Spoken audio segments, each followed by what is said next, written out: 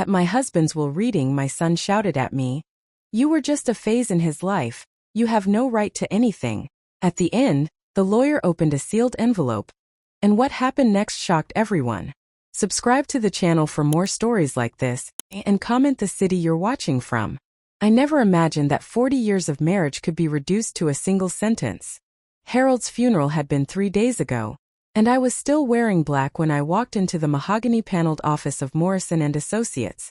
The smell of old leather and expensive cologne filled the air, but all I could think about was how Harold used to hold my hand during important meetings like this one. "Mrs. Deborah Whitman," the lawyer said, adjusting his glasses as he looked down at the thick document spread across his desk. "Thank you for coming." I nodded, my hands folded tightly in my lap. Across from me sat my stepson Michael, 45 years old and wearing the same cold expression he'd had since I married his father 25 years ago. Beside him, his wife Patricia examined her manicured nails with theatrical boredom, occasionally glancing at me with barely concealed disdain. The office felt smaller than it should have, the walls closing in as Mr. Morrison cleared his throat. "We're here for the reading of Harold Whitman's last will and testament." My heart pounded against my ribs. I'd been married to Harold for 2.5 decades, caring for him through his diabetes, his heart problems, and finally his battle with cancer. I'd given up my career as a nurse to become his full-time caregiver. Surely, he would have made provisions for my future. The estate consists of the family home, valued at $1.2 million, investment portfolios worth approximately $2.8 million, and various other assets totaling $700,000. Morrison continued, his voice steady and professional. I felt a small surge of relief.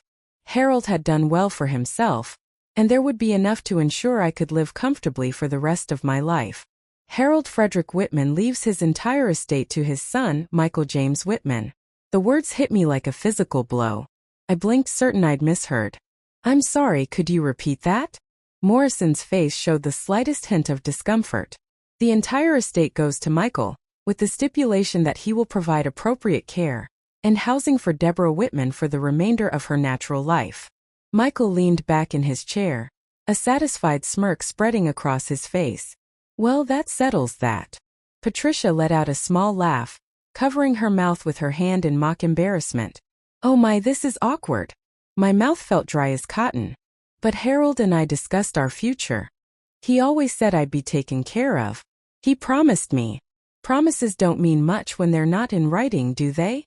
Michael interrupted, his voice sharp. "Besides, you were just a phase in his life. You don't have any real right to his money." The blood drained from my face. A phase. 25 years of marriage, of caring for Harold through sickness and health, reduced to a phase. Patricia shifted in her seat, her voice dripping with false sympathy. "I mean, it's not like you contributed anything financially to the marriage. Harold supported you all these years." "I was a registered nurse," I said quietly, my voice barely above a whisper. "I gave up my career to care for Harold." "Right, so you already got your payment," Michael shot back. "Room and board for 25 years. That's more than most people get." I stared at him. This man I'd watched grow from a bitter 20-year-old into an even more bitter middle-aged adult. I tried so hard to be a good stepmother, to bridge the gap between him and his father.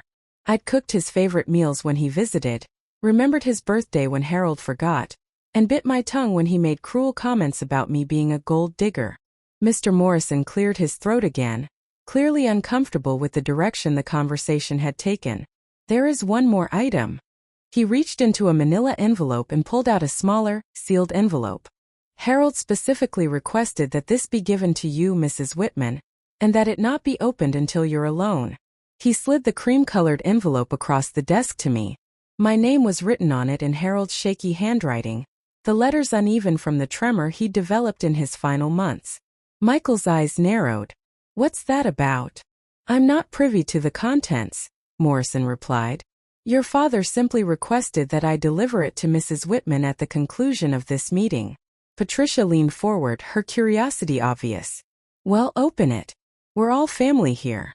I clutched the envelope to my chest, feeling the weight of their stares. Harold wanted me to read it alone. "Oh, come on," Michael scoffed. "What secrets could the old man possibly have?" Probably just some sentimental nonsense about how much he loved you. His tone made it clear what he thought of that possibility. I stood up on unsteady legs, the envelope still pressed against my chest. The room seemed to spin slightly, and I gripped the back of my chair for support. "Where do you think you're going?" Patricia asked, her voice sharp. "Home," I said, though even as I said it, I realized it might not be my home much longer. Michael laughed, a harsh sound that echoed off the office walls. "Actually, we need to discuss that. Patricia and I have been talking, and we think it might be best if you found somewhere else to live. The house is quite large for one person, and we're thinking of moving in. It would be a shame to let it sit empty." The final blow. Not only was I losing my financial security, but they were already planning to take my home away from me. "You said Harold wanted you to provide care and housing for me," I managed to say, my voice stronger than I felt. "We'll find you a nice little apartment somewhere," Patricia said with fake cheerfulness. "Something more appropriate for a woman your age. The house has too many stairs anyway. We're really thinking of your safety." I looked at Mr. Morrison, hoping for some support, some clarification that would protect me. But he was already gathering his papers, clearly eager to end this uncomfortable meeting. "The will is quite clear," he said without meeting my eyes. "Michael has full discretion regarding the arrangements for your care." I walked out of that office feeling like I was floating outside my own body. The hallway seemed endless, my footsteps echoing on the marble floor. Behind me, I could hear Michael and Patricia talking in low voices, probably already making plans for my removal. The elevator ride down to the parking garage felt like a descent into hell. I stood there clutching Harold's envelope, the last communication I would ever receive from the man I'd loved and cared for 25 years. When I finally reached my car, I sat behind the wheel for a long time, staring at the envelope in my hands.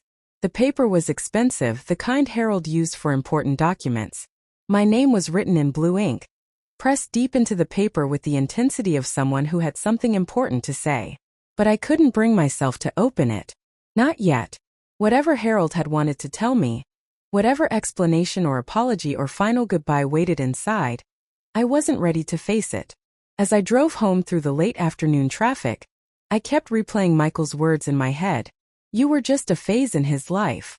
Is that really what I'd been? Had Harold seen our marriage as temporary, something to fill the lonely years after his first wife died? The house came into view as I turned onto our street, its red brick facade and white columns as imposing as ever. I'd lived there for 25 years, but suddenly it felt like a museum, a place where I was just a temporary exhibit about to be removed. Inside, everything looked exactly the same as it had that morning when I'd left for the lawyer's office. Harold's coffee cup still sat in the sink, his reading glasses on the kitchen counter where he'd left them before his final trip to the hospital. But somehow everything felt different. I was no longer the lady of the house. I was just a woman who happened to be living there, counting down the days until I'd be asked to leave. The phone calls started the very next morning. I was sitting at the kitchen table, still in my robe, staring at Harold's empty chair when the first ring shattered the silence. "Deborah, it's Michael." His voice was crisp, businesslike. No pleasantries, no inquiry about how I was handling the grief. "Patricia and I have been discussing the living arrangements, and we think it would be best if you started looking for a new place as soon as possible." I gripped the phone tighter, my coffee growing cold in front of me. "How soon is as soon as possible?" "Well, we were thinking within the month. Maybe sooner if you can find something quickly. We've already contacted a realtor about getting the house appraised for sale." Sale? They weren't even planning to live in it themselves. They just wanted me gone and the money in their pockets.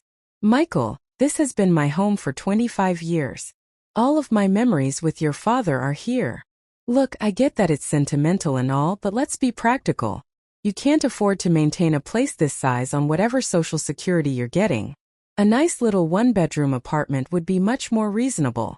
The dismissal in his voice cut deep. He talked about my social security like it was pocket change, completely ignoring the fact that I'd spent 15 years caring for his father instead of building my own retirement savings. "I'll need time to sort through Harold's things," I said, trying to maintain some dignity. "Actually, Patricia's already made some calls. There's an estate sale company that can handle all that. They'll come in, price everything, and have it sold within a week or two. Very efficient." My breath caught in my throat. You want strangers going through Harold's personal belongings? Deborah, most of it's just stuff. Some of it might have sentimental value to you, and you're welcome to take what you want. Within reason, of course. But the furniture, the artwork, the collections Dad had, they're worth money. Money that needs to be part of the estate. I thought about Harold's study, lined with first edition books he'd collected over decades. His father's war medals displayed in a shadow box. The antique clock that had belonged to his grandmother.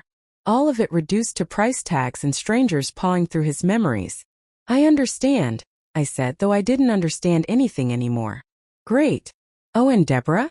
Patricia mentioned that you might need some help with the transition. She found the number for a senior living community about 20 minutes from here. Very reasonable prices, lots of activities. Might be good for you to be around people your own age. People my own age. I was 68, not 90. But to Michael and Patricia, I was already 1 foot in the grave.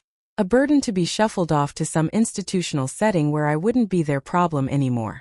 After I hung up, I walked through the house with new eyes. Every room told the story of my life with Harold, but now it felt like walking through a crime scene where I was somehow the perpetrator.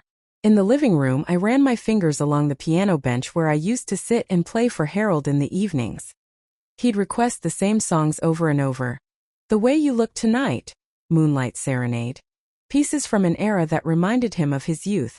I'd given up playing professionally when I married him, but I'd never regretted it.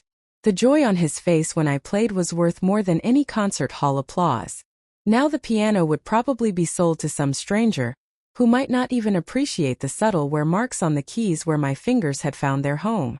I climbed the stairs to our bedroom, each step feeling heavier than the last. Harold's side of the closet still held his clothes, his scent still lingering faintly on his shirts. I'd been putting off the task of going through them, but now it seemed Michael and Patricia were going to take even that final intimacy away from me. On Harold's nightstand sat a framed photo of the two of us from our honeymoon in Italy. We looked so happy, so confident in our future together. Harold had been 53 then, distinguished and vital. I was 43, still young enough to believe that love conquered all obstacles. I picked up the photo, studying our faces. Had he known then that he was just marking time until something better came along? Had I been fooling myself about the depth of his feelings? The doorbell rang, interrupting my dark thoughts. When I opened it, Patricia stood on the porch holding a clipboard and wearing a smile that didn't reach her eyes. Hi, Deborah. I hope you don't mind me stopping by. I brought some information about apartments in your price range. She pushed past me into the foyer without waiting for an invitation. I just spoke with Michael this morning, I said, closing the door behind her. I understand you want me to move quickly. Oh, it's not about what we want, Patricia said, her voice sugary sweet. It's about what's practical. You're going to love having your own little place. No more worrying about yard work or house maintenance. And some of these communities have wonderful amenities. Pool tables, craft rooms, even organized bus trips to the casino. She handed me a stack of brochures, all featuring smiling elderly people engaged in various activities. The message was clear. This is where you belong now, with other old people, safely tucked away from the real world. I was also thinking, Patricia continued, wandering into the living room and eyeing the furniture appraisingly, that it might be easier for everyone if we handled the moving arrangements for you. I know a company that specializes in senior relocations. They're very gentle, very understanding of the emotional challenges. Gentle. Understanding. Code words for treating me like a confused old woman who couldn't handle her own life decisions. Patricia, I've been living independently for 68 years. I think I can manage to pack my own belongings. She turned to face me, and for just a moment the mask slipped. I saw the impatience, the barely concealed irritation with having to deal with me at all. Of course you can, Deborah. I'm just trying to help make this transition as smooth as possible for everyone involved. Everyone. Meaning them. I spent the rest of the afternoon looking through the apartment listings Patricia had brought. 1-bedroom units in complexes with names like Golden Years Manor and Sunset Gardens. Places designed to warehouse people like me until we died quietly and without inconveniencing anyone. The apartments were clean and small, with kitchenettes instead of full kitchens and no room for the furniture I'd accumulated over a lifetime. The rent prices were manageable on my modest Social Security income, but barely. There would be no money left over for anything beyond basic survival. As I sat there surrounded by brochures, I began to truly understand what my future looked like. I would live in a small box surrounded by strangers, with just enough money to eat and pay rent. The years of comfort and security I thought Harold had provided were evaporating like morning mist. That evening, I called my sister Margaret in Phoenix. We'd grown distant over the years, partly because Harold hadn't cared much for her outspoken opinions, but she was the only family I had left. "Deborah, honey, I've been wondering how you were doing," she said when she heard my voice. "I'm so sorry I couldn't make it to the funeral. You know how expensive flights are these days." I told her everything: the will, Michael's demands, Patricia's apartment brochures. Margaret listened in silence until I finished. "That son of a bitch," she said finally. "Both of them. How dare they treat you like some unwanted boarder after everything you did for Harold?" "Maybe they're right," I said, surprised to hear myself defending them. "Maybe I was naive to think Harold would provide for me long term." "Don't you dare blame yourself for this," Margaret snapped. "You gave that man the best years of your life. You nursed him through every illness, managed his household, sacrificed your own career and dreams. And this is how he repays you." Her anger on my behalf should have been comforting, but instead it made me feel worse. It confirmed what I was trying not to acknowledge, that I'd been used and discarded. "Listen," Margaret continued, "you can come stay with me while you figure things out. I've got a spare room, and Phoenix is a lot cheaper than where you are." The offer was generous, but the thought of starting over completely in a new city at my age felt overwhelming. Besides, leaving would feel like admitting defeat, like Michael and Patricia had succeeded in erasing me from Harold's life entirely. "Thank you, but I need to handle this myself," I said. After I hung up, I sat in Harold's study, surrounded by his books and papers. Tomorrow, strangers would come to catalog and price everything. Within weeks, our home would be empty, and I'd be living in some sterile apartment complex, trying to figure out how to fill the remaining years of my life. I picked up Harold's reading glasses from his desk, holding them up to the lamplight. They were expensive frames, the kind that spoke of a man who could afford the best. Everything about Harold had spoken of success and security. How had I missed the signs that none of it extended to me? The sealed envelope from the lawyer sat on the corner of the desk where I'd placed it the day before. Harold's final words to me, waiting to be read. Part of me was afraid to open it, terrified that whatever it contained would only make my current situation hurt worse. But as I sat there in the growing darkness, listening to the house settle around me, I realized that nothing could hurt worse than the reality I was already facing. The estate sale people arrived at 8 in the morning, 3 days after Patricia's visit. I watched from the kitchen window as they unloaded clipboards, pricing guns, and small colored stickers from their van. A middle-aged woman with steel gray hair knocked on the front door, introducing herself as Sandra from Premier Estate Sales. "We'll try to be as respectful as possible, Mrs. Whitman," she said, though her eyes were already cataloging the antique mirror in the foyer and the crystal chandelier overhead. "This should only take a few hours to price everything. The actual sale will be next weekend." Next weekend. 7 days until strangers would walk through my home, picking through Harold's belongings like vultures. I retreated to the kitchen while they worked, listening to their footsteps overhead and their muffled conversations about market value and quick turnover items. Every now and then, I heard the distinctive sound of packing tape being pulled from a roll, followed by the thud of boxes being moved around. By noon, they'd tagged everything with small colored dots: green for valuable items, yellow for moderate value, red for things that would probably end up donated. I followed their path through the house, seeing my life with Harold reduced to a color-coded system. Harold's study hit me the hardest. His massive oak desk, where he'd paid bills and managed investments for decades, now wore a green sticker. His leather reading chair, molded to the shape of his body from years of use, had been marked yellow. Even his coffee mug, the one with "World's Greatest Dad," that Michael had given him 20 years ago and never used, had a red dot stuck to its handle. "The books are interesting," Sandra mentioned when she found me standing in the doorway. "Some of these first editions could bring good money. The medical texts probably won't sell well, but the literature collection is quite impressive." "Medical texts?" Harold had kept all my old nursing textbooks when I'd given up my career, promising they might be useful someday. Now they were just items that probably won't sell well. After the estate sale team left, I found myself alone in the house that no longer felt like home. Everything had been touched, evaluated, and priced. Even the walls seemed different, as if the very act of commodifying our belongings had stripped away the warmth and memories they'd held. I wandered into the living room and sat at the piano, my fingers finding the keys automatically. I started playing The Way You Look Tonight, Harold's favorite, but my hands trembled and I kept hitting wrong notes. Finally, I stopped and just sat there, staring at the green dot stuck to the piano's polished surface. That's when I noticed the box.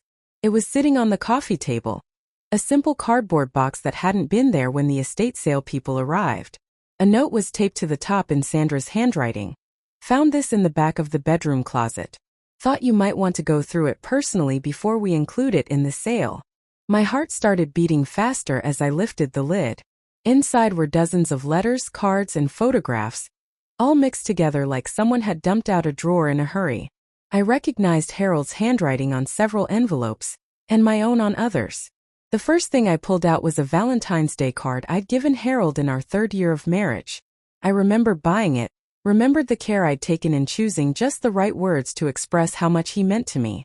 Inside, in my careful script, I'd written, "To my darling Harold, thank you for showing me what real love feels like. You make every day an adventure. All my love always, Deborah."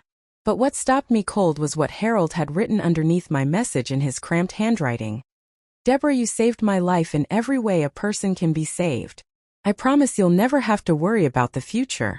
We're in this together forever. Forever." He'd promised me forever.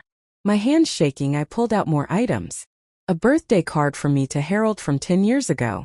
His response was written on the back. "My dearest, I know I don't say it enough, but you are the best thing that ever happened to me. Michael doesn't understand what we have, but that's his loss. You and I know the truth. Another letter, this one from Harold to me, dated just 5 years ago.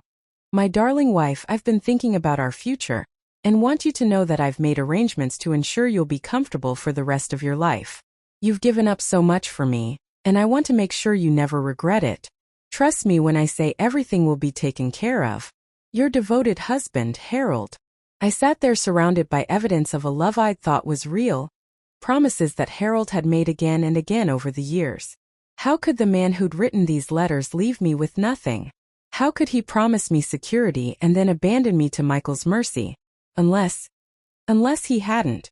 I dug deeper into the box, looking for something, anything that might explain the contradiction between these private assurances and the public humiliation of the will reading. Near the bottom, I found a letter that made my blood run cold. It was addressed to Harold, written on expensive letterhead from a law firm I didn't recognize. The date was from 6 months ago, when Harold was already quite sick but still mentally sharp. "Dear Mr. Whitman," it read, "per your instructions, we have prepared the documents you requested regarding the protection of your wife's interests in the event of family interference with your estate plans. As discussed, this arrangement will remain confidential until such time as the conditions you specified are met. Protection of my interests, family interference, confidential arrangements." My heart pounded as I read the letter again. Harold had been planning something he'd kept secret from everyone, including me. But what? And why hadn't it been mentioned at the will reading? I searched through the rest of the box frantically, looking for more clues. Most of what remained were old photographs, pictures of Harold and me on various trips, at parties, at quiet moments around the house. In every single photo, Harold looked at me with unmistakable love and devotion. These weren't the eyes of a man who considered me just a phase. But there was one photograph that stopped me cold. It was from last Christmas, just 8 months ago. Harold, Patricia, Michael, and me posed in front of the fireplace. I remembered Patricia insisting on taking the picture, arranging us all just so. In the photo, Michael and Patricia stood on one side, their arms linked, looking confidently at the camera. Harold sat in his favorite chair, and I stood behind him with my hand on his shoulder. But it was the expression on Harold's face that caught my attention. He wasn't looking at the camera. He was looking at something off to the side, and his expression was calculating, almost suspicious. I'd never noticed it before, but now, studying the photo more carefully, I could see tension in his jaw, a wariness in his eyes that seemed completely at odds with the festive occasion. What had he been thinking about in that moment? What had he seen or heard that had put that look on his face? I thought back to last Christmas, trying to remember what had happened before the photo was taken. Michael and Patricia had arrived late, as usual, with elaborate apologies about traffic. They'd brought expensive gifts, too expensive, I'd thought at the time, given that Michael was supposedly struggling with his business. During dinner, Patricia had been unusually attentive to Harold, asking detailed questions about his health, his treatments, his prognosis. At the time, I'd attributed it to daughterly concern, but now I wondered if there had been something else behind her interest. And Michael had spent a lot of time on his phone that day, stepping out of the room to take calls that he claimed were business-related. But it was Christmas Day. What kind of business was so urgent it couldn't wait? I set the photograph down and reached for the last item in the box, a small address book with Harold's initials embossed on the cover. I'd never seen it before, which seemed strange given how well I thought I knew Harold's business affairs. Flipping through the pages, I found entries for doctors, accountants, and various service providers. But there were also several entries that puzzled me. Thomas Walsh, attorney, with a phone number and address I didn't recognize. Not Morrison and Associates, who had read the will, but someone else entirely. Financial Planning Associates again. Not the firm Harold had always used for investment advice. Secure document storage, with what looked like a box number and access code written in Harold's careful handwriting. My hands were trembling now as I realized what I was looking at. Harold had been working with professionals I'd never heard of, maintaining accounts and arrangements that he'd kept completely separate from his regular business affairs. The letter from the unknown law firm suddenly made more sense.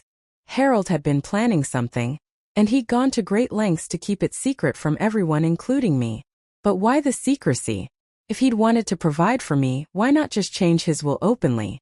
Why the elaborate deception that had led to my public humiliation at the will reading? I thought about Patricia's behavior over the past few months, how she'd suddenly become so interested in Harold's care, so helpful with managing his appointments and medications, how she'd encouraged me to take breaks from caregiving, insisting that she could handle things when I needed to rest. Had she been manipulating Harold during those times when I wasn't there? Had she been working to convince him that I was taking advantage of him, that I didn't really love him, that I was just waiting for him to die so I could inherit his money? The thought made me sick, but it would explain so much. It would explain why Harold seemed distant and confused in his final weeks, why he sometimes looked at me with suspicion before catching himself and forcing a smile. It would explain why the will left everything to Michael with that patronizing instruction to provide appropriate care for me. And it would explain why Harold had taken secret steps to protect me from exactly this situation. I looked at the address book again, focusing on the entry for Thomas Walsh, attorney. Tomorrow I decided I would call this mysterious lawyer and find out what Harold had really been planning. But tonight, I sat in my living room surrounded by the evidence of our love story, finally understanding that Harold's final act might not have been betrayal at all. It might have been the most loving thing he'd ever done for me. I spent most of the night awake, Harold's address book clutched in my hands like a lifeline. Every time I tried to sleep, my mind raced with possibilities, with fragments of conversations and half-remembered moments that suddenly seemed significant in a way they hadn't before. At 7 in the morning, I called the number listed for Thomas Walsh, attorney. The phone rang 4 times before a professional female voice answered. Walsh and Associates, this is Jennifer speaking. My throat felt dry. I'd like to speak with Thomas Walsh, please. My name is Deborah Whitman. There was a pause, then. Mrs. Whitman. Yes, we've been expecting your call. Mr. Walsh asked me to put you through immediately if you contacted us. Please hold. Expecting my call? My heart pounded as I waited, the classical music on hold doing nothing to calm my nerves. Mrs. Whitman. The voice that came on the line was warm, almost grandfatherly. I'm Thomas Walsh. I'm very sorry for your loss, and I apologize for the delay in our conversation. Harold was quite specific about the timing of our contact. I don't understand, I said. Harold never mentioned you to me. No, he wouldn't have. He was very concerned about maintaining confidentiality until the proper time. Are you available to meet today? There are some documents Harold wanted you to see, and given the circumstances, I think we should discuss them as soon as possible. What documents? What circumstances? Mrs. Whitman, I think this conversation would be better had in person. Can you come to my office this afternoon? Say 2 o'clock. I agreed, though my hands were shaking as I wrote down the address. It was across town in a part of the city I rarely visited. After I hung up, I sat in Harold's study, staring at the phone and trying to make sense of what was happening. Harold had kept secrets from me. Big secrets, apparently. But why? And what could be so important that it required a separate lawyer, separate arrangements hidden from everyone? The hours until my appointment crawled by. I tried to eat lunch but couldn't manage more than a few bites. I changed clothes 3 times, settling finally on the navy blue dress Harold had always said looked elegant on me. If I was about to learn something that would change everything, I wanted to face it with whatever dignity I could muster. Walsh & Associates occupied the top floor of a modest office building. Nothing like the imposing downtown offices of Morrison & Associates. The receptionist, Jennifer, was a woman about my age with kind eyes and a warm smile. Mrs. Whitman, Mr. Walsh is ready for you. Thomas Walsh was in his 70s, with silver hair and the gentle manner of someone who'd spent decades helping people through difficult transitions. His office was comfortable rather than ostentatious, lined with law books and family photographs. Please sit down, he said, gesturing to a leather chair across from his desk. Can I get you some tea? Coffee? I shook my head, too nervous to trust my stomach with anything more. Mrs. Whitman, what I'm about to tell you is going to come as quite a shock. Harold was very specific about how this information should be presented to you, and when. He reached into a desk drawer and pulled out a thick manila envelope. He wanted you to read this letter first in my presence, so that I could answer any questions you might have. With trembling fingers I opened the envelope. Inside was a letter written in Harold's familiar handwriting, though shakier than usual. It was dated 3 months before his death. My dearest Deborah, it began, and I had to pause to wipe my eyes before continuing. If you are reading this letter, then I am gone and you have discovered that my public will left everything to Michael. I know how hurt and confused you must be, and I am deeply sorry for putting you through that pain. But please keep reading because things are not what they seem. Over the past year, I have become increasingly aware that Michael and Patricia are not the people I raised and hoped they would be. Patricia, in particular, has been very subtle in her manipulation, but I have not been as senile as she believes.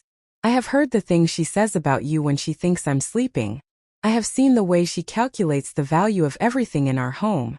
I have listened to her poison Michael against you, convincing him that you are nothing but a gold digger waiting for me to die. More troubling, I have discovered that Patricia has been researching my financial assets in ways that suggest she and Michael have been planning for my death for some time. They believe you will be easy to manipulate once I'm gone, that they can simply push you aside and claim everything I've worked for. They are wrong. Deborah, you gave up your career, your independence, and your own financial security to care for me.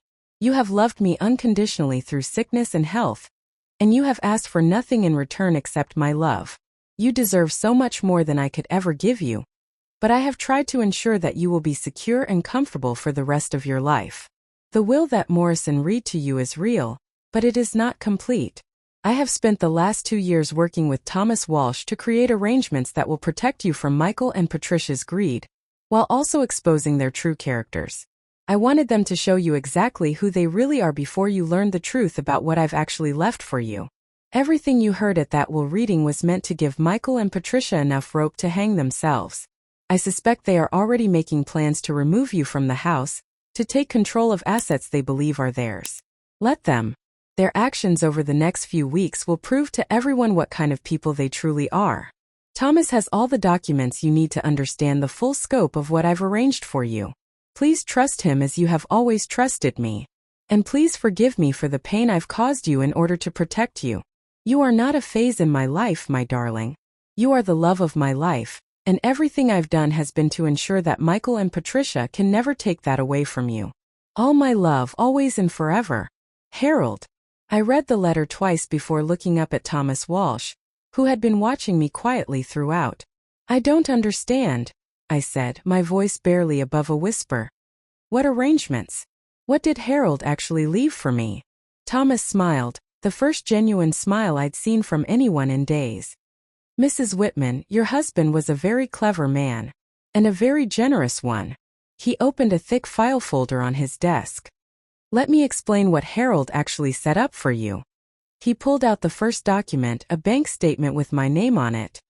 This is an account at First National Bank that Harold opened in your name 3 years ago. The current balance is $4.2 million. I stared at the numbers, certain I was misreading them. $4 million. Harold transferred money into this account gradually over several years, always staying below the amounts that would trigger gift tax reporting. Technically, this money has been yours for quite some time. You simply weren't aware of it. He pulled out another document. This is the deed to a house in Asheville, North Carolina. It's a beautiful place according to Harold, 3 bedrooms, 2 baths with a view of the mountains. It's been in your name for 18 months. My head was spinning. But I never signed anything. Harold had legal power of attorney for your affairs, something you granted him years ago for routine financial management. He used that authority to ensure these transfers were properly documented. Everything was completely legal. Thomas continued pulling documents from the file. There's also an investment portfolio worth approximately $3.8 million, all in your name, and life insurance policies totaling $2 million, with you as the sole beneficiary. I couldn't breathe. The numbers were so large they seemed meaningless. But how? How did Harold have this much money without me knowing? Your husband was more successful than he let on, Mrs. Whitman. He made some very smart investments early in his career, and they continued to grow over the decades. He lived modestly by choice, not necessity. The house you've been living in, the lifestyle you shared, that represented only a small fraction of his actual wealth. And Michael doesn't know about any of this? Thomas shook his head. The properties and accounts that Michael inherited through the public will are real, but they represent less than 20% of Harold's total assets. And most of those assets come with significant debts that Harold accumulated in his final years. Debts that Michael is now responsible for. I thought about Michael's satisfaction at the will reading. His smug certainty that he'd inherited everything of value. How much debt? Approximately $6.5 million. Harold took out substantial loans against the house and his investment accounts, always with Michael listed as the responsible party upon his death. He was very thorough in his planning. The implications hit me like a physical blow. Michael thinks he's inherited millions, but he's actually inherited debt. Quite substantial debt. And since the loans were secured against the assets he inherited, he'll likely have to sell everything just to break even. The house, the cars, the art collection, all of it will probably have to go. I sat back in my chair, overwhelmed by the magnitude of what Harold had done. He hadn't just protected me financially. He'd orchestrated an elaborate form of justice that would reveal Michael and Patricia's true motivations while ensuring they ended up with nothing. There's one more thing, Thomas said, reaching for a final envelope. Harold wanted you to have this after you'd learned about the financial arrangements. Inside was a shorter note, dated just 2 weeks before Harold's death. My darling Deborah, I hope by now you understand that everything I did was out of love for you and concern for your future. Michael and Patricia showed their true colors when they thought there was money to be gained. Now you can see them clearly for what they are. You don't owe them anything, not explanations, not forgiveness, not even your presence in their lives. You are free to live exactly as you choose, with the security and dignity you've always deserved. Use this gift to find happiness, my love. Travel, explore, discover what brings you joy. You've spent so many years caring for others. Now it's time to care for yourself. The house in Asheville is waiting for you whenever you're ready for a fresh start. Or keep it as a retreat and live wherever makes you happiest. The choice is entirely yours. Thank you for 25 years of the most genuine love I've ever known. I hope someday you'll be able to forgive me for the deception, even though it was born of my desire to protect you. Forever yours, Harold. I folded the letter carefully, my hands no longer shaking. For the first time since Harold's death, I felt something other than grief and fear. I felt powerful. I drove home from Thomas Walsh's office in a daze. Harold's final letters folded carefully in my purse alongside bank statements and property deeds that proved I was now worth over $12 million. The numbers still felt surreal, like something from someone else's life. But more than the money, what stunned me was the elaborate care Harold had taken to protect me. Every detail had been planned, every contingency considered. He'd anticipated exactly how Michael and Patricia would behave, and he'd prepared accordingly. As I pulled into the driveway of what I now knew was soon to be Michael's financial burden rather than his windfall, I saw Patricia's car parked outside. Through the front window, I could see her moving around the living room, probably continuing her mental inventory of valuable items. I sat in my car for a moment, gathering my strength. I had a choice to make. I could walk in there and reveal everything immediately, or I could wait and watch as Harold's plan unfolded naturally. Thomas had advised patience. Let them show you who they really are, he'd said, echoing Harold's words. Once you reveal the truth, you can never take it back. But if you wait, you'll have complete clarity about their motivations. I decided to wait. When I walked through the front door, Patricia looked up from the mantelpiece where she was examining Harold's collection of antique clocks. "Oh good, you're back," she said without any real warmth. "Michael and I have been making some decisions about the timeline for getting you moved out. We've found a lovely little apartment complex about 15 minutes from here. Very reasonable rent, and they have a shuttle service for grocery shopping." "How thoughtful," I said, setting my purse down carefully on the hall table. "We've also been thinking about the furniture situation," Patricia continued, running her finger along the mahogany surface of Harold's desk. "Obviously, most of these pieces are too large for apartment living, but we want to be fair about letting you take what you really need." Michael appeared from the kitchen, carrying what looked like a legal document. "Deborah, we need to talk about the timeline. Patricia found an apartment that's available immediately. We think it would be best if you moved in this weekend." "This weekend? 5 days from now." I felt a flash of anger, but I kept my expression neutral. "That seems very fast," I said. "Well, the estate sale is next weekend," Patricia said, her voice taking on that patronizing tone I'd grown to hate. "And we really can't have you living here during that. It would be too confusing for the buyers and frankly, too emotional for you. Too emotional for me." As if watching strangers pick through my life's possessions was something I should handle with detached professionalism. "The good news is," Michael said, unfolding the document he was carrying, "we've worked out all the financial details. This apartment complex has a special program for seniors. The first 6 months' rent is only $800 a month." I looked at the lease agreement he was holding out to me. Sunset Manor Assisted Living. Not even a regular apartment, but a facility designed for people who needed help with daily activities. "Assisted living?" I asked. "Michael, I'm 68 years old and in perfect health." "Well, you're not getting any younger," Patricia said with a laugh that had no humor in it. "And this way, you'll have help available if you need it. Meals provided, housekeeping, social activities. It's really quite nice." I read through the lease terms. $800 a month for the first 6 months, then $1,200 after that. With my Social Security income of $1,400 a month, that would leave me with $200 for everything else: clothing, medical expenses, personal items. It was calculated to keep me dependent on their goodwill for anything beyond basic survival. "What if I don't want to live in assisted living?" I asked. Michael's expression hardened. "Deborah, let's be realistic here. You don't have a lot of options. Dad left instructions that we're supposed to take care of you, and this is us taking care of you. Unless you have some secret fortune we don't know about, this is your best bet." Secret fortune? If only he knew. "Besides," Patricia added, "you'll love it there. They have bingo 3 nights a week, and a nice little library. Perfect for someone at your stage of life." My stage of life. As if being 68 meant I was ready to be warehoused with other forgotten people, playing bingo and waiting to die. I looked at the lease agreement again, noting the fine print that would give Michael financial power of attorney over my affairs, for my own protection. They weren't just trying to get rid of me, they were trying to control me completely. "I need to think about this," I said, setting the papers down on the coffee table.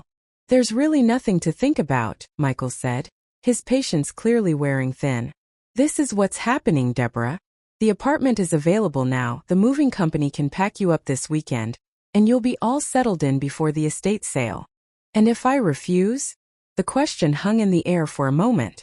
Patricia and Michael exchanged a look that confirmed everything Harold had suspected about their true intentions. Well, Patricia said slowly, I suppose we could look into other arrangements. There are state programs for elderly people who can't care for themselves. But those places aren't nearly as nice as Sunset Manor. The threat was clear. Submit to their plan, or they'd find a way to have me declared incompetent and committed to a state facility. Of course, we don't want it to come to that, Michael added. We're family.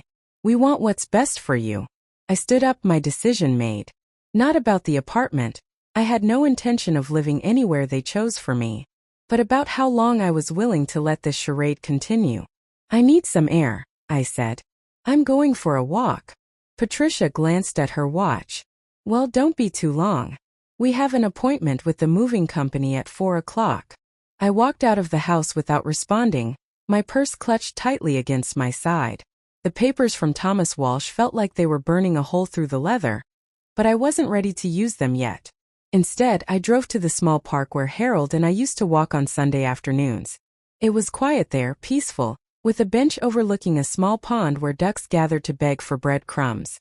I sat on our favorite bench and pulled out my phone. Margaret answered on the second ring. Deborah, I was just thinking about you. How are you holding up? Margaret, I need to tell you something, but you have to promise not to say anything to anyone yet. I told her everything, the secret meeting with Thomas Walsh, the hidden accounts, the house in Asheville, the millions of dollars Harold had left me. Margaret listened in stunned silence. $12 million, she said finally. Deborah, that's incredible. But why hasn't Harold's lawyer told Michael about this? Because Harold wanted Michael to show his true colors first. And he has Margaret. You should see how they're treating me. They're trying to force me into assisted living. And they want to control my finances completely. Those bastards, Margaret said, and I could hear the anger in her voice. So what are you going to do? I'm going to let them dig their hole a little deeper, I said. Harold was right. I need to see exactly who they are before I reveal the truth. How much deeper can they dig? They're already trying to warehouse you in some nursing home. I thought about the lease agreement waiting on my coffee table, about Patricia's casual cruelty and Michael's barely concealed contempt. I think they're just getting started.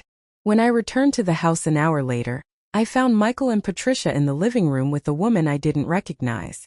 She was middle-aged, wearing a business suit, and had the efficient manner of someone accustomed to handling difficult situations.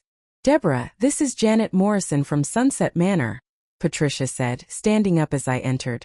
She's here to discuss the move-in process. Janet smiled at me with professional sympathy. Mrs. Whitman, I'm so sorry for your loss. I understand you'll be joining our community this weekend. I wanted to go over some of the paperwork and answer any questions you might have. Actually, I said, sitting down across from them, I do have some questions. For the next 30 minutes, Janet explained the rules and regulations of Sunset Manor. Visitors were limited to certain hours. Residents weren't allowed to have cars on the property. All financial matters had to be handled through a designated family member or legal guardian. It's really for your own protection, Janet explained when I questioned the restrictions. Many of our residents are vulnerable to scams and financial exploitation. Having a family member oversee these matters gives everyone peace of mind. Michael and Patricia nodded along approvingly, as if they were doing me an enormous favor by stripping away my independence. And what if a resident wants to leave? I asked. Janet's smile flickered slightly. Well, once someone is settled in our community, we find they rarely want to leave. But if they did, there would be procedures to follow. Evaluations to ensure they're capable of independent living. Financial assessments to make sure they can support themselves. It's quite comprehensive. I understood. Once I signed those papers and moved into Sunset Manor, getting out would be nearly impossible. Michael would have control of my finances, and any attempt to leave would be met with questions about my mental competency. This all sounds very thorough, I said. When do you need my signature? Actually, we can take care of all the paperwork right now, Patricia said eagerly. Janet brought everything with her. I looked at the stack of documents Janet was pulling from her briefcase. Admission forms, financial agreements, medical proxies, and at the bottom a power of attorney form that would give Michael complete control over my affairs. I appreciate you coming out here, I said to Janet, but I think I need a little more time to consider everything. Michael's face darkened. Deborah, we've been over this. The apartment is available now. If you wait, you might lose it, and then where will you be? I'm sure something else will work out, I said calmly. Patricia leaned forward, her voice taking on that false sweetness again. Deborah, honey, I think you're having trouble accepting the reality of your situation. You don't have unlimited options here. This is a generous offer from a facility that normally has a waiting list. She's right, Janet added. We very rarely have immediate availability. I'd hate for you to miss this opportunity. I stood up, smoothing down my dress. Thank you for your time, Janet. I'll be in touch if I decide to move forward. After Janet left, the temperature in the room dropped noticeably. Michael and Patricia sat side by side on the couch, staring at me with barely concealed hostility. What exactly do you think you're doing? Michael asked. I'm making decisions about my own life, I replied. No, Patricia said, her voice hard now, the false sweetness completely gone. You're being stubborn and unrealistic. Michael is trying to help you, and you're throwing it back in his face. Maybe she needs to spend a few days thinking about what happens to old ladies who don't have family to take care of them, Michael said, his voice carrying an unmistakable threat. I looked at him. This man I'd tried so hard to love as a son, this person I'd cooked for and worried about and celebrated with for 25 years. The mask was completely off now. The pretense of caring about my welfare had evaporated, leaving only cold calculation and barely controlled anger. Harold had been right about everything. The next morning, I woke up to the sound of voices in the kitchen. Michael and Patricia were having coffee and making plans for my life, as if I were a piece of furniture that needed to be repositioned. The moving truck can be here Saturday morning, Patricia was saying. We'll pack up her clothes and personal items, and everything else can go to the estate sale. What about that jewelry collection? Michael asked. Some of those pieces look valuable. Oh, those definitely need to be appraised separately. No point in letting them go for garage sale prices. I stood in the hallway outside the kitchen, listening to them divide up Harold's gifts to me like spoils of war. The pearl necklace he'd given me for our 10th anniversary, the sapphire earrings from our trip to Europe, the simple gold bracelet that had been his mother's. It was time. I walked into the kitchen, and their conversation stopped abruptly. Patricia had the grace to look slightly embarrassed, but Michael just stared at me with defiant irritation. Good morning, I said pleasantly, pouring myself a cup of coffee from the pot they'd made. We were just discussing the logistics for Saturday, Patricia said, attempting to regain her composure. Actually, I've made some decisions about my future, I said, sitting down at the kitchen table across from them. I won't be needing that apartment at Sunset Manor. Michael's face flushed red. Deborah, we've been through this. You don't have choices here. You can't stay in this house, and you can't afford anywhere decent on your own. You're right, I said calmly. I can't afford to stay here on Social Security alone. Patricia looked relieved.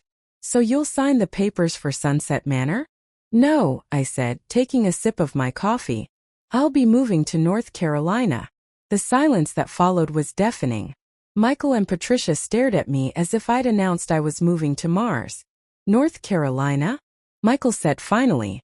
What are you talking about? You don't know anyone in North Carolina. Actually, I do. Harold bought me a house there. 3 bedrooms, 2 baths, mountain views. It's quite lovely. Patricia laughed, but there was uncertainty in her voice. Deborah, honey, I think you might be confused. Harold didn't have any property in North Carolina. I reached into my purse and pulled out the deed Thomas Walsh had given me, sliding it across the table. He bought it 18 months ago. It's in my name. Michael snatched up the document, his eyes scanning the legal text rapidly. I watched his face change as he realized the deed was genuine, properly notarized and recorded. This doesn't make sense, he said, looking up at me with suspicion. Dad never mentioned buying property anywhere. And how would he afford something like this without affecting the estate? That's a very good question, I said. Perhaps you should ask Thomas Walsh. He handled all the arrangements. Who the hell is Thomas Walsh? Patricia demanded. Harold's attorney. His real attorney. Not the one who read that interesting document you heard the other day. The color drained from Patricia's face. What do you mean, his real attorney? I stood up, suddenly feeling taller and stronger than I had in months. I mean that the will Morrison read to us was only part of the story. Harold left me several surprises that he wanted kept secret, until after you both showed your true colors. That's impossible, Michael said, but his voice lacked conviction. We saw the will. Everything goes to me. Everything Morrison knew about goes to you, I corrected.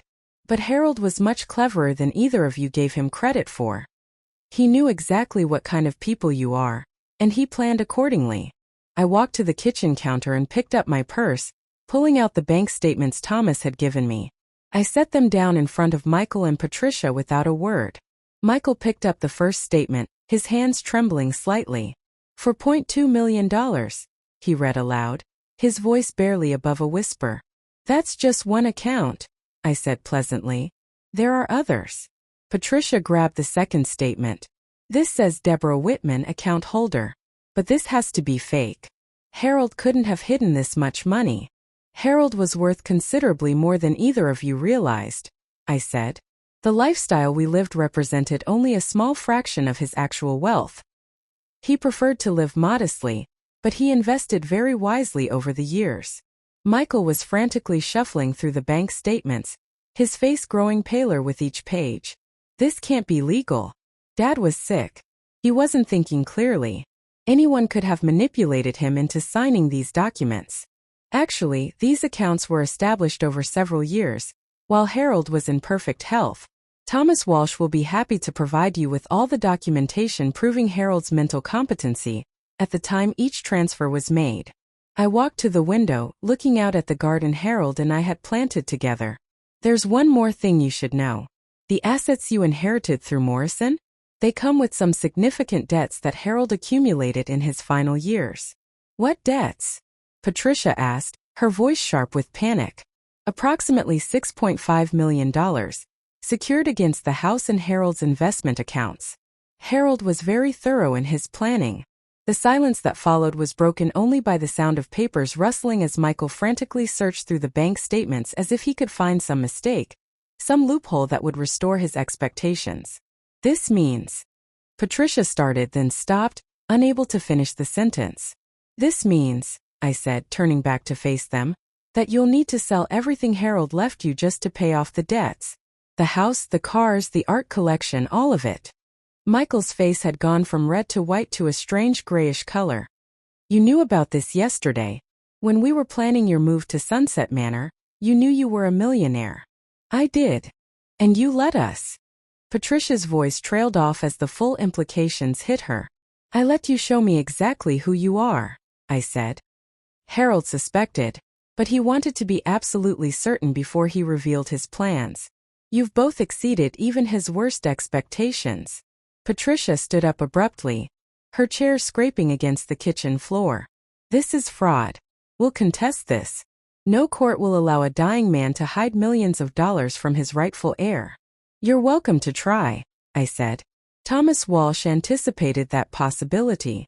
He has extensive documentation of Harold's mental state, medical records proving his competency, and rather interesting recordings of conversations you had with Harold when you thought he was too medicated to understand what you were saying. The last bit was a lie. Thomas hadn't mentioned any recordings, but I could see from Patricia's expression that she was remembering conversations she'd rather forget. Michael stood up, knocking over his coffee cup in the process. The dark liquid spread across the table, soaking into the bank statements. You manipulative bitch. You played us. No, I said calmly. Harold played you. I just watched. We'll fight this, Patricia said, but her voice lacked conviction. We'll hire lawyers. We'll prove that you influenced Harold, that you took advantage of a sick old man. With what money? I asked. You're about to lose everything you thought you inherited. And I have $12 million to spend on the best legal representation money can buy. The fight went out of them then. I could see the moment when they realized they'd lost. When the fantasy of easy wealth crumbled and left them with nothing but the consequences of their own greed and cruelty. How long have you known? Michael asked quietly. Since yesterday afternoon. Thomas Walsh called me in for a meeting after you'd made your intentions so clear. And you said nothing. What was there to say? You'd already decided I was a burden to be disposed of. You'd already chosen to treat me like a nuisance rather than family. Nothing I could have said would have changed your fundamental characters. I picked up my purse and headed toward the door. I'll be out of the house by the end of the week. You can keep whatever personal belongings I leave behind. Consider them a going-away gift. Where are you going? Patricia asked. First, to visit my house in North Carolina. Then I think I'll travel for a while. Harold always wanted to see Australia. Maybe I'll start there. As I reached the kitchen doorway, I turned back one last time. Michael and Patricia sat at the table surrounded by the evidence of their miscalculation, looking stunned and defeated. There's one more thing Harold wanted me to tell you, I said. He said that if you treated me with even basic decency, with the respect due to his wife and your stepmother, he would have left you both substantial inheritances alongside my provision.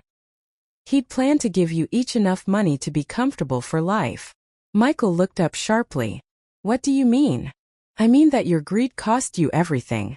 If you'd simply been kind to me, if you'd accepted me as family instead of trying to push me aside, you'd be wealthy right now.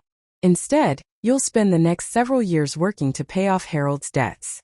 I left them sitting there in stunned silence and walked out of the house that had been my home for 25 years. 3 days later, I drove my car, which I now realized Harold had put in my name years ago, to the airport. I'd packed only what I needed for travel, leaving behind the furniture and belongings that Patricia had been so eager to appraise and sell. The house in North Carolina was everything Harold had promised. Nestled in the mountains with a view that took my breath away. It felt like the home I'd never known I was searching for. But I didn't stay long. There was too much world to see. Too many experiences I deferred while caring for others. Australia was magnificent. I spent 6 weeks there, staying in hotels I could never have afforded before. Eating in restaurants where I didn't have to look at the prices, taking tours and excursions simply because they sounded interesting. From there I went to New Zealand, then to Europe. In Paris, I bought myself a bracelet from a jewelry store on the Champs-Élysées. In Rome, I hired a private guide to show me through the Vatican. In London, I saw 3 plays in the West End and bought myself a wardrobe that made me feel beautiful again. I was in Prague when I received the letter from Thomas Walsh. Michael and Patricia had indeed tried to contest Harold's arrangements, but their case had been dismissed quickly. The recordings Harold had mentioned in his letter turned out to be real. He'd been more suspicious of their motives than even I had realized. The house had been sold to pay off Harold's debts, just as we'd predicted. Michael and Patricia had divorced 6 months after the truth came out, each blaming the other for their financial ruin.